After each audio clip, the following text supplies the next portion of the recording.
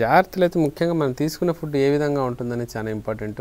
రెండోది మనం చేసే వర్క్లో ఎలాంటి ఎర్గోనామిక్స్ వాడుతున్నాం. ఎర్గోనామిక్స్ అంటే వర్క్ చేసేటప్పుడు బాడీ స్ట్రెయిన్ అవ్వకుండా, లేదా లిఫ్ట్ చేసేటప్పుడు బరువు లిఫ్ట్ చేసేటప్పుడు వెముకల మీద అంటే స్పైనల్ కార్డ్ మీద కానీ, మోకాళ్ళ యొక్క జాయింట్ మీద కానీ లోడ్ పడకుండా మనం ఎలా లిఫ్ట్ చేస్తుంటాం ఆర్టికల్స్ని కానీ ఆబ్జెక్ట్స్ కానీ అనేది చాలా ఇంపార్టెంట్.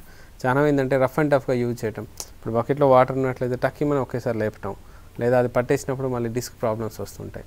మోకాలు ఎక్కువగా వాకింగ్ చేయటం. వాకింగ్ చేసే సర్ఫేస్ మీరు ఎలాంటిది చాయిస్ చేసుకున్నారనేది ఇంపార్టెంట్. చాలా ఏం చేస్తారంటే ఎర్లీ మార్నింగ్ వాకింగ్ వెళ్తున్నామని చూస్తున్నారు. మీరు కరెక్ట్గా స్పోర్ట్స్ షూస్ వాడుతున్నారా లేదా చూసుకోవడం ఇంపార్టెంట్. నార్మల్గా ఎక్కువ శాతం రఫ్ సర్ఫేస్ మీద లేకుంటే సిమెంట్తో చేసిన సర్ఫేస్ మీద చేసినట్లయితే మోకాలు ఎక్కువగా అరిగిపోయే అవకాశం ఉంది. అలా కాకుండా కొంచెం ఇసుకలో లేకుంటే కుషనింగ్ ఎఫెక్ట్ ఉండదో గడ్డి భూముల్లో మీరు ఒకవేళ చేసినట్లయితే పార్క్లో మీకు ఎక్కువగా స్ట్రెయిన్ తగ్గే అవకాశాలు ఎక్కువ ఉంటాయి. సో ఇవి చిన్న చిన్న పాయింట్సే వినడానికి ఉంటాయి కానీ ఇవి ఎక్కువగా ఇబ్బందులు కలుగజేస్తూ ఉంటాయి. అలాగే మనం తీసుకున్న ఫుడ్లో కాల్షియం లెవెల్స్ ఎంతవరకు ఉంటున్నాయి, పాల పర్సెంటేజ్ ఎంత తీసుకుంటున్నాము, ఎగ్ వైట్స్ ఎంత తీసుకుంటున్నాము, మనం ఎలా దీన్ని మేనేజ్ చేస్తున్నాం అనేది చాలా ఇంపార్టెంట్ అన్నమాట.